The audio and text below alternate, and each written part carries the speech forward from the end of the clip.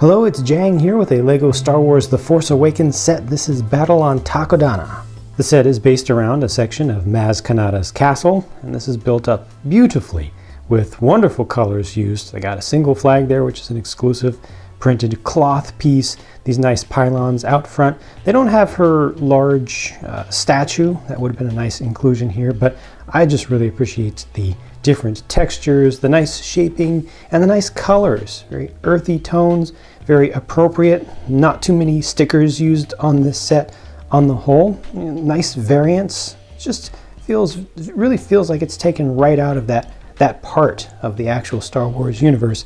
This tree over here is kind of basic, but the general idea with that one is that it's a part of an action feature. The whole thing can fall down. There's actually a lever back here if you want to do it kind of hidden, but that's part of the attack on Takodana sequence. This wall here is also something that is destructible, and around the back they've got a little mechanism here which is pretty obvious to see, but just will move these two Technic small assemblies side to side, allowing you to break apart some of that wall if you come through and do a little attack run with some TIE fighters. And just continuing around the back side of this, good coloration here, but it starts to fall apart with the sizing and shaping of things. And really the back side of this here, of the main part of the castle, is basically useless. There's not really anything that you can do here. Just being honest here, right? I mean, you can't even place a figure on the surface. This is very nice with the doors that slide open. They fit in there nicely. They have nice shaping, and when you look at that from the front, see, all that shaping is good. This is actually a sticker that's kind of hidden away up under here, but with the doors, the way they slide, they look good, but there's not really anything you can do with them. You know, you can throw somebody through there, but then they're just going to fall way down below the level of the floor behind there. So to me, that's a little bit of a disappointment. They do have one hidden away feature here, and that is the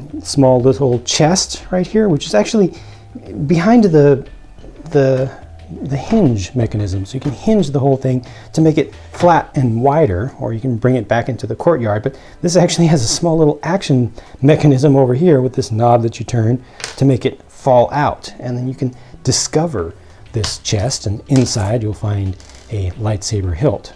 Now, if you're wondering what this thing right here is, I'm kind of wondering what it is as well. It's another action feature that ties into stuff that you see there awkwardly off to the side of Maz Kanata right there. You push on this from the back and it makes studs come out, little black studs that represent ashy debris, I'm assuming, just random ones. They just get thrown all over the place to make it look like something has happened there. Supposed to represent, you know, an attack, a specific laser blast that comes down and hits it, but I'm not a big fan of that one because those little studs are tough to keep in place, and once you hit that, they just go everywhere. Realistically, the main things you're going to do here are just pose figures around this and kind of use it as terrain. And also, if you have the First Order TIE Fighter, you can bring it through and make some laser attacks on it, and then just show a little bit of destruction over here, and the tree falls down. The figures are really the big deal in this set, especially Maz Kanata herself, which is a good figure. It's well done with that brand new head mold with a lot of paint applications on it. Very fine detailing in the molding and also the painting. I'd say that the paint or print job is the highlight here. It's very, very crisp, and there are a lot of different colors that are applied to this. You can see different colors from different angles. This is also a cheaper way to get Finn rather than getting the new Millennium Falcon, so that's a good thing. Obviously, Maz Kanata has just a single piece head. It's just exclusive, so it doesn't have any, there isn't any regular minifig head piece underneath there, but Finn does have his regular minifig head, which has two faces on it. Not two extreme expressions, but I think they're pretty appropriate. But I think between these two, Maz Kanata is definitely the highlight.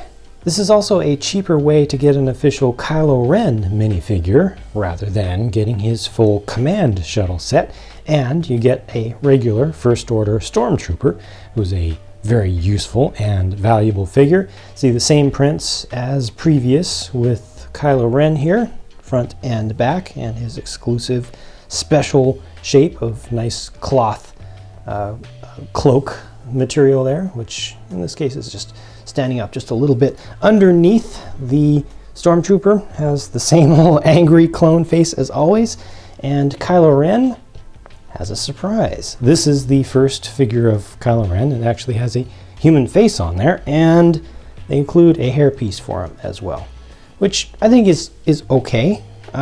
Amongst the hairpieces that Lego makes, I think this kind of captures his, that character's personality pretty well. The shaping of it isn't ideal, but I like it. I think it works out pretty well for this one. And on the back here, get an alternate face, his very, very angry face as he prepares to throw a big temper tantrum. For folks born in the meme age, though, this may actually be the highlight of the set. TR-8R, the Stormtrooper of 6 spins, with his riot control baton there. And can it actually spin? Well, kind of. I mean, you kind of have to lift it up and have his hand on there backwards, but I think it should go this way. No, it should go this way, and then he's gonna get it stuck right in there, and then do like that. There you go. The most important thing with this one, though, is to do the face reveal. Who is this guy? The most awesome Stormtrooper, certainly the most famous Stormtrooper of all time already. More famous even than the one who hid his head on the door in A New Hope. Who is it? Too easy, too easy. No, I'm kidding. It's actually just another angry clone under there. Wah, wah. A little bit disappointing on that. Also, nothing special for printing on this one relative to the regular First Order Stormtrooper, so this all ends up being just a regular First Order Stormtrooper who has that special weapon that makes him super, super awesome. But nothing else, particular to see, but you could just use him as a regular troop builder if you like. For the price, I do not feel like you get a good deal with this set. It makes for a very nice, small, static display piece. Very beautiful indeed. The figures are great. Very, very useful. Even just looking at the Stormtroopers as being just Stormtroopers, it's good to get a couple more of those. We haven't gotten a whole lot of them to date. Also very good to get Kylo Ren with a face, and the Maz Kanata figure is going to be super, super collectible, especially in a few years once she's completely discontinued. The value of the figures will soon be higher than the price of this entire set. So for collectors and especially investors, this is a good thing to buy up. However, for just regular Lego fans, I really feel like this is just overpriced.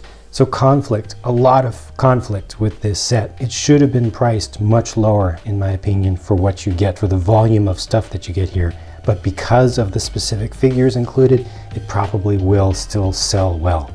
That's it for my thoughts on this one for now. Please do share what you think about this set and its value by leaving a comment on the video down below. Thanks for watching, and I'll talk to you again soon.